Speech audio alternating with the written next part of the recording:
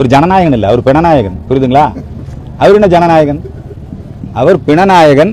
இவருக்கு வந்து விசில் கொடுத்துருக்காங்க. நாளைக்கு இவங்க வந்து உதயநிதி ஸ்டாலினுக்கு விசில் அடிப்பாங்க. யாரு? ஜோசப் விஜய். நிச்சயமா இந்த தேர்தலுக்கு பிறகு ஜோசப் விஜய் மீண்டும் படங்களிலே நடிப்பார், நிறைய சம்பாதிப்பார். புரியுதுங்களா? திமுகவோடு ஐக்கியமாவார். இதுதான் இது உண்மையான நிலை. இதுல வந்து பெரிய இந்த ஜனநேசன் படம் ரிலீஸ் ஆகல, என்ன ஜனநாயகன் இல்லையா? அவர் ஜனநாயகன் இல்லை, அவர் பிணநாயகன். புரியுதுங்களா? அவர் என்ன ஜனநாயகன்? அவர் பிணநாயகன். அவர் வந்து அவருடைய சொந்த ரசிகர்கள், அவர் வந்து இப்ப என்ன பேசியிருக்காருன்னா, அவர் வந்து ஊழலே பண்ண மாட்டாரா? அப்ப இவ்வளவு நாள் நீ பண்ணிட்டு இருந்ததுன்னு 300 ரூபாய் டிக்கெட் 3000 ரூபாய்க்கு வித்துட்டு இருந்த நீ இல்லையா? நீ ஊழல் பண்ண மாட்டேன்னு சொல்லிட்டு இருக்கிறீங்க. அதெல்லாம் நடிகர்கள் அவங்க மேல ஒரு மோகம் இருக்கு. அந்த இளைஞர்கள் ஏமாந்து போகக்கூடாது. ஜோசப் விஜயுடைய நடவடிக்கைகள் முழுக்க திமுக டூல் கிட்டா ஜோசப் விஜயை நல்ல விதமா பயன்படுத்திட்டு இருக்கிறாங்க.